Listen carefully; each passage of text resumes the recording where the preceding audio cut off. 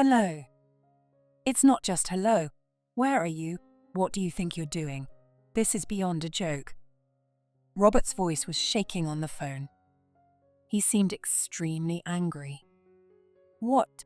Why are you so upset? Why, today is John's graduation. Where are you on our son's graduation day? Our son. Raising my voice, I asked back, and Robert shouted, clearly irritated. John, everyone else is at the graduation with their families. It's just me here. Normally, the whole family attends graduation. He was furious, but it didn't matter to me now. I continued without concern. I don't have a family. Robert gasped softly on the other end of the line. In these 13 years, do they not realize what they've done and how they've treated me? If that's the case, then so be it. Whether he realizes it or not, I'll do as I please. I won't let them have their way anymore. I'm Susan Wilson. I'm a 40-year-old part-time housewife. My husband, Robert, who always says, it's nice being a housewife, isn't it? I'm so jealous. And I have been married for 13 years. From the start of our marriage, he's constantly complained about me being a stay-at-home mom. But let's not forget that it was Robert who asked me to become a stay-at-home mom for the sake of raising our children. Has he forgotten that he asked me himself? It's completely unreasonable. Then, as the kids grew up, he started saying, stay-at-home moms are just unemployed parasites. He treats me like I'm a useless person. His snide remarks have only increased as our kids got older. It got so bad that I started a part-time job a few years ago, but now he just scoffs. It's just a part-time job. And his attitude hasn't changed. Time flies, and our eldest son, Richard, is 18, and our second son, John, is 15. I called them our sons. But there's no blood relation between me and these two. The two boys are Robert's stepchildren. When I married Robert, the children were 5 and 2 years old. Time has flown by, but it wasn't easy getting here. I've been told I probably can't have kids. I said nervously when Robert asked me out. Due to irregular periods, my doctor had told me, you won't have problems living normally, but you probably can't have children. So, when I found out Robert had stepchildren, I was honestly happy. Because I wasn't good at choosing women, these kids have felt lonely. Robert confessed apologetically when we decided to marry. The reason for his divorce from his ex-wife was her infidelity. Knowing this, I tried my best to comfort Robert. It's not your fault. We'll take good care of the kids together and make sure they don't feel lonely. Susan, thank you. Robert's income isn't exactly high. Ideally, I wanted to work full-time to help support the household. But after hearing that, I couldn't go back to work. I think it's really important for a mother to be at home for the kids. So, Susan, I want you to be a stay-at-home mom to give them a sense of security. All right, I understand. Managing on just Robert's income was incredibly tough. We reviewed our expenses countless times, cutting everything we could. Entertainment and beauty expenses, of course. But even my clothing purchases were minimized. I couldn't let the kids go without, so I cut back on my own needs. I genuinely believed in that. At first, Robert appreciated my efforts, saying, I'm sorry to make you struggle. Thank you. But somewhere along the line, Robert started looking down on me. You're not that pretty or young anymore, so why don't you work on yourself more? It's embarrassing. I do wear makeup. I take care of myself as much as I can. But I don't have the time or money like before we got married. It's hurtful when you say that. Being single and only thinking about myself was different. As I spent more time on the kids, the time and money I could spend on myself decreased proportionately. Robert doesn't do any housework, using work as an excuse. I've asked for help several times, but he's always refused. I trust you, Susan. Besides, the kitchen is a woman's domain, right? He says. I never asked him to trust me or to stay out of it. The man I thought was strong and wonderful before marriage had become just a domineering husband. My only solace was the kids. When we first got married, the kids were 5 and 2. If they were a bit younger, maybe they wouldn't have been so wary, but especially Richard. He was very resistant to me. I want Mom. You're not my mom. Richard. Holding the crying Richard, I almost cried myself. Still, I thought they were starting to open up to me bit by bit. But then, an unexpected obstacle appeared. Robert. He was supposed to be my biggest supporter, but I never thought someone so close would turn into an adversary. Robert probably couldn't stand the fact that the kids were getting closer to me than to him. Susan, you've gained weight, haven't you? Look at her, kids.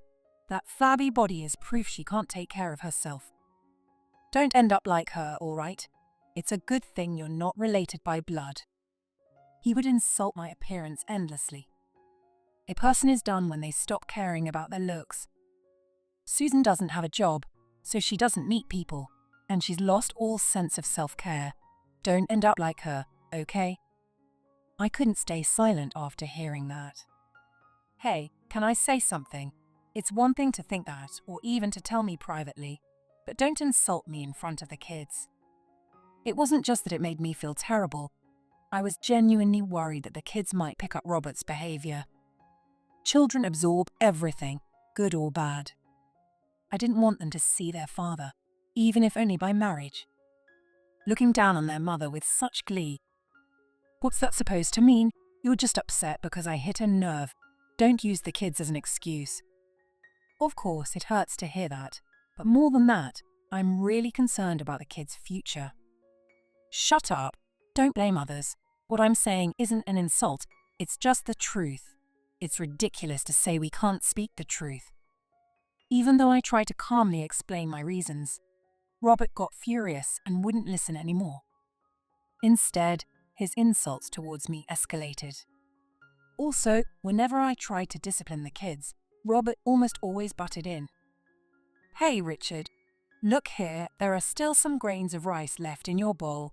Let's finish everything, okay? During a meal, I casually pointed out the few rice grains left in Richard's bowl. From beside me, I heard a loud sigh, and then Robert grumbled irritably. For someone who doesn't work and has no income, you sure like to give orders.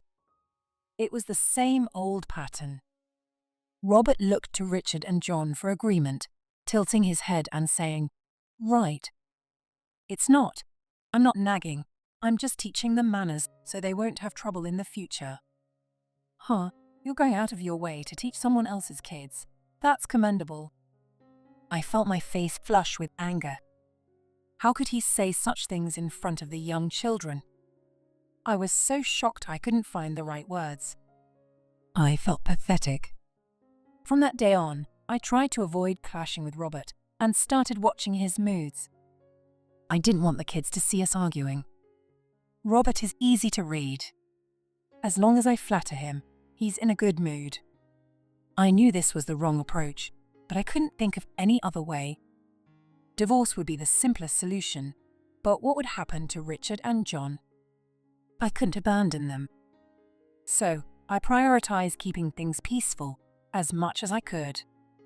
And so, 13 years passed, leading to where we are now. The brothers, who were once young, have been completely influenced by Robert. Their thought process has become just like his, even if their appearance hasn't. Because Robert openly mocked me in front of the kids, they now think it's normal. They have become comfortable insulting me. Hey, wait a second. When I turned around, Richard, frowning, said, "My friends are coming over tomorrow. Go somewhere else. It's embarrassing if they see you. If you were younger and prettier, I wouldn't have this problem. It's such a hassle." All right. It wasn't just the typical embarrassment of adolescence. I realized they genuinely thought I was an embarrassment. Repeated comments like that had made me used to the pain. "Oh, leave my allowance before you go." "And did you iron the clothes I asked for?" "Oh, And the college application deadline is coming up. Make sure you take care of that. They say I'm embarrassing to be seen with, but still ask me to do everything for them. They've clearly inherited this from Robert. Then John chimed in from the side. Hey, did you check out the tutoring center for me? Oh, and I have a club activity tomorrow. Can you drive me? Without waiting for my response, both Richard and John went back to their rooms. To them, asking me for things is just expected. There's not a trace of gratitude. They probably don't even think of it. At dinner, the root of all this and their role model, Robert, looked at me with a puzzled expression and said, "You should start working and earning money soon." What? Robert let out an exaggerated sigh, dramatically slumping his shoulders. Do you realize how long I've been supporting you? I've overlooked it until now. But how many years have you been unemployed? Are you even thinking about this? Annoyed by Robert's words, I put down my chopsticks.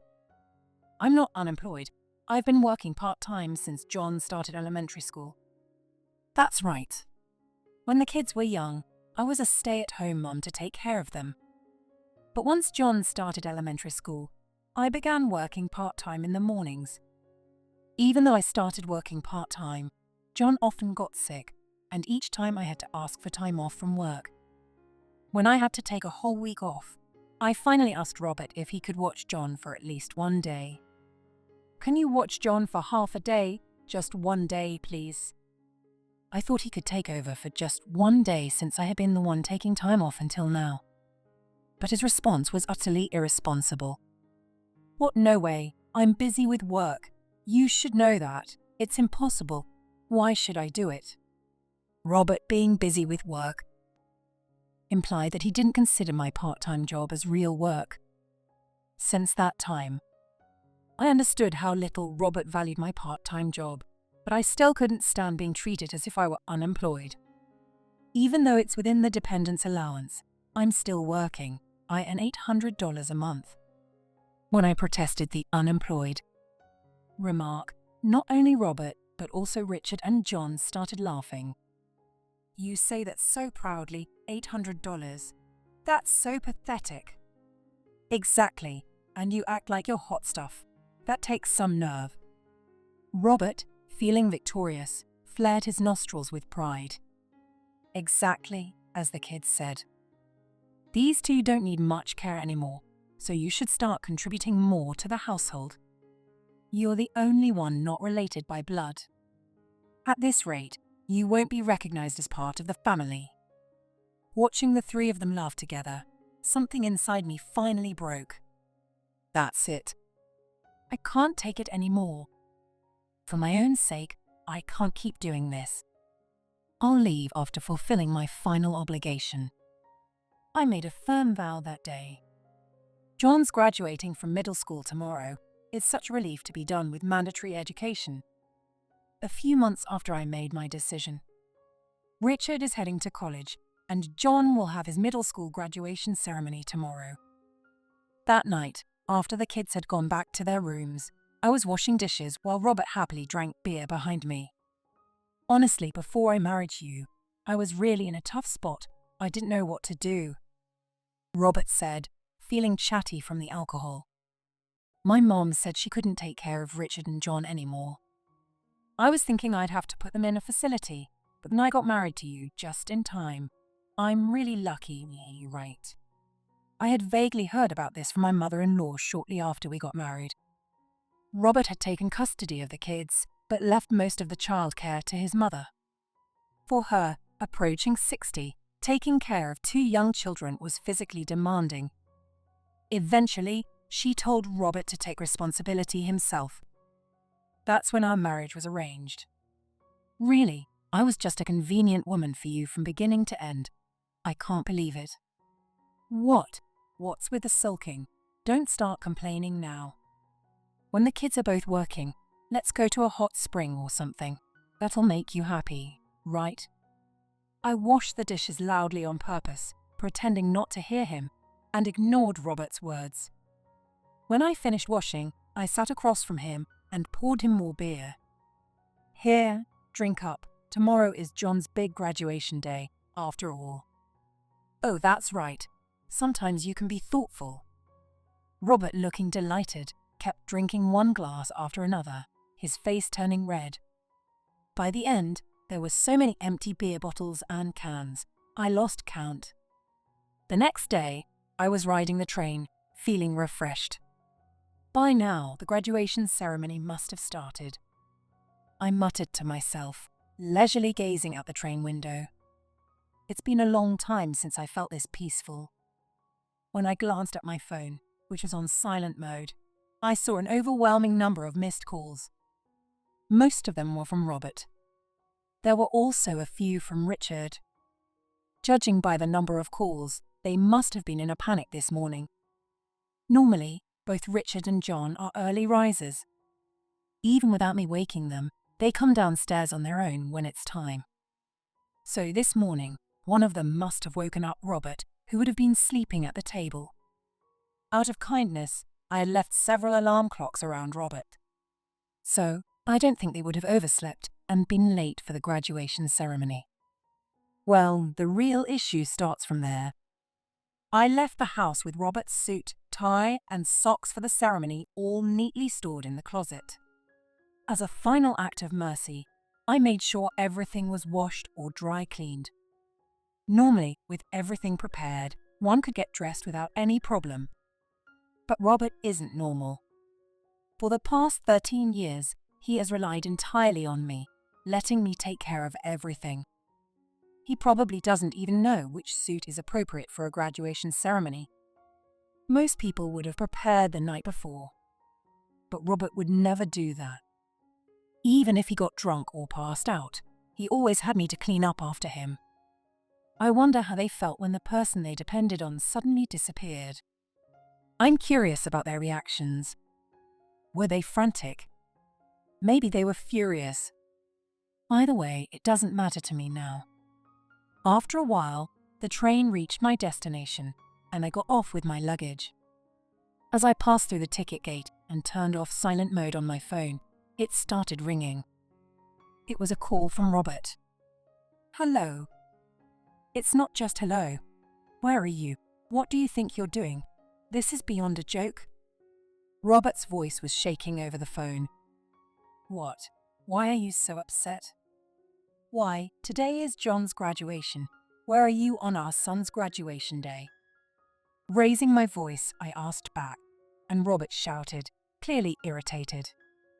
John, everyone else is at the graduation with their families. It's just me here.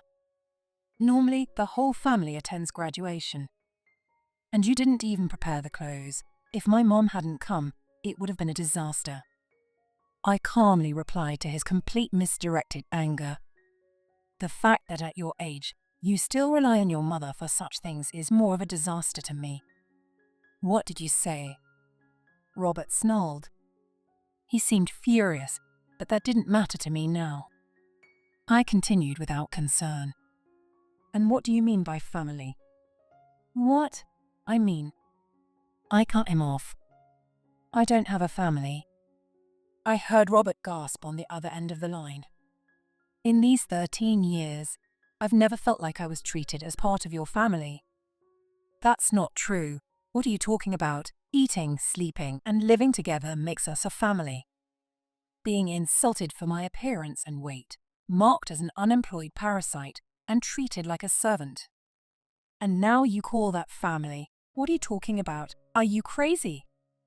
After a brief silence, the call abruptly ended. A few minutes later, Richard called. The timing was too perfect. Robert must have contacted Richard. So you fought with Dad. You went too far. Dad was furious. If you apologize now, he'll probably forgive you. Just apologize and come back. Dinner will be late if you don't. I was exasperated and held my head in my hands. I didn't know how Robert had relayed our conversation to Richard. But both Robert and Richard believed they were entirely blameless. Their main concern was always their own well-being. That's why Richard made that remark earlier. He didn't even question why I left the house, abandoning John's graduation ceremony, He was more worried about his dinner. I should apologize. Why? And why can't you handle dinner yourselves? My words seemed to irritate Richard. His tone became harsher. What the heck? That's so irresponsible. You just left like that. You even get it, Mom. Dad's been feeding you and taking care of you. You should be more grateful. Robert's words echoed in my mind. Who do you think is keeping this household running?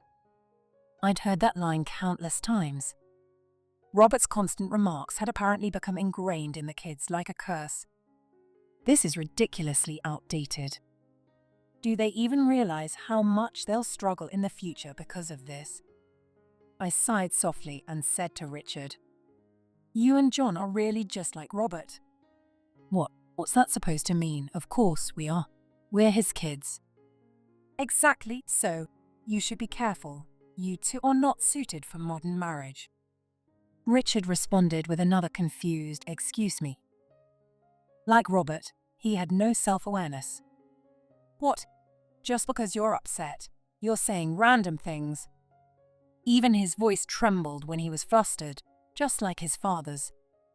Anyway, I need to discuss a few things, so I'll come by for a final visit soon. Can you tell Robert that? A final visit? What are you talking about? Wait, hey. I can't wait. Goodbye.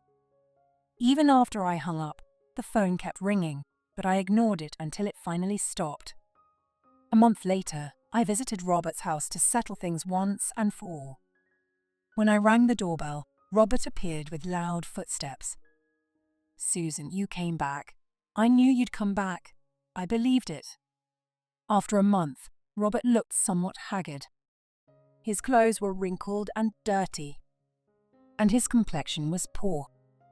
More than anything, he looked completely exhausted and had no energy. As he approached me, he grabbed my shoulders as if clinging to me, but I quickly shook off his hands. "Don't touch me. We're not family anymore." What? What are you saying, Susan? I thought we were just taking a break to cool down." I never said that. That's just a convenient fantasy Robert came up with. It's impressive, in a way. How he can think so conveniently. I was so happy, thinking you'd finally come back to me. There's no way that's happening. In fact, it's the opposite. I'm here today to settle things with you once and for all. Settle things? Robert asked with a twitching smile. I nodded. Divorce me. Let's thoroughly discuss alimony and division of property. When I entered the living room, no one was there. Richard and John, who should be home, were also absent. Where are the kids? They're in their rooms. They don't know you're here. Should I call them down? That's not necessary. This wasn't a pleasant family gathering. It was a messy divorce discussion. There was no need for the kids to hear it. Still, it was shocking to see how much the house had changed in just 1 month. Clothes were strewn everywhere, and the table was cluttered with dirty dishes and plastic bags. The sink was so full it was impossible to see what was at the bottom. Doing dishes here would be impossible. Ignoring the messy room, I moved things off a chair and sat down. Shall we get started? I wanted to settle this quickly. As soon as I sat down at the table, Robert dropped to the floor, pressing his forehead to the ground. Groveling, "Please stop. That won't change my mind." Robert shook his head vigorously, still facing the floor. Please don't go through with the divorce. This past month, we've realized just how important you are." He raised his voice. In the past, I might have been swayed by this, but I've grown stronger over the years. This childish trick won't work. Of course, without me, your slave, there's no one to do the housework or be your servant. Servant. Robert averted his gaze. I smiled sweetly in response. The housework you mocked so much. It was tough, wasn't it? All those tedious, detailed tasks. I knew you and the boys couldn't handle it. What? How dare you? Robert glared at me. nostrils flaring as usual when he got excited, acting all high and mighty. I could handle housework if I weren't working. I'm busy with my job, unlike you, with just your part-time job. You don't understand my struggles. You're right, I don't.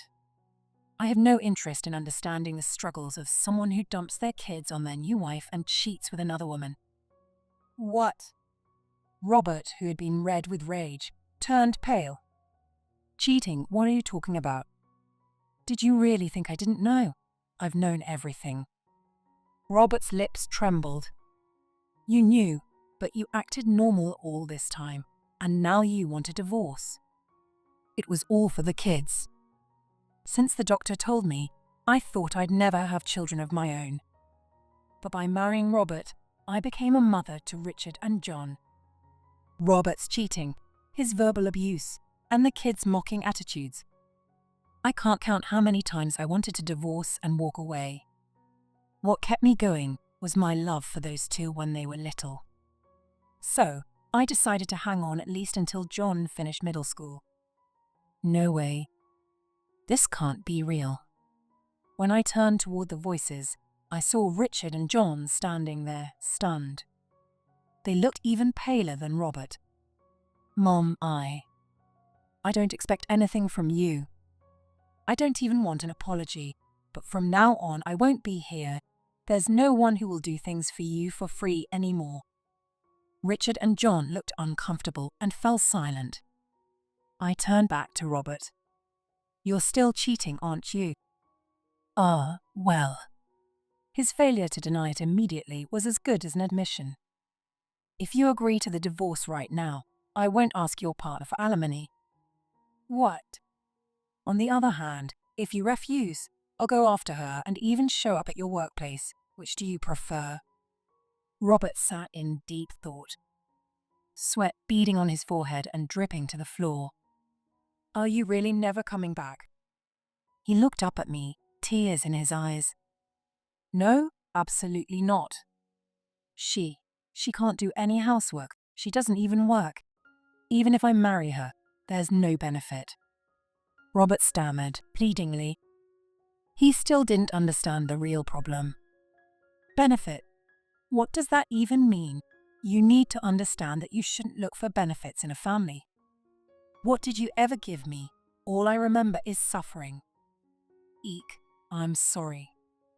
13 years of resentment spilled out. Robert yelped and then agreed to the divorce.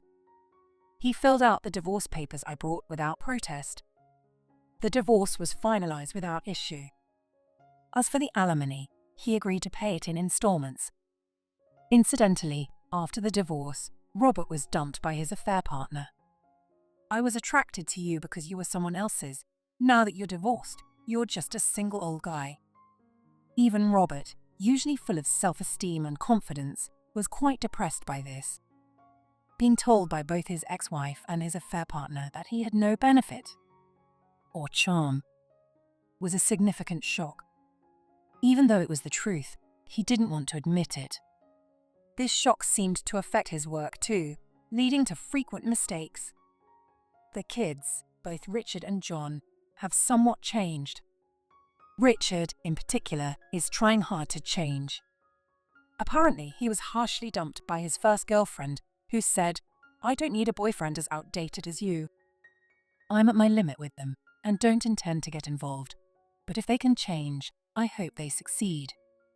But from the looks of it, it's going to take a lot of effort. I have now started a new life near my hometown. It's my first time living alone since before I got married. With this fresh start, I decided to quit my part-time job and look for a full-time position near my new place. Given my age, it might be tough, but living alone with just a part-time job is too boring.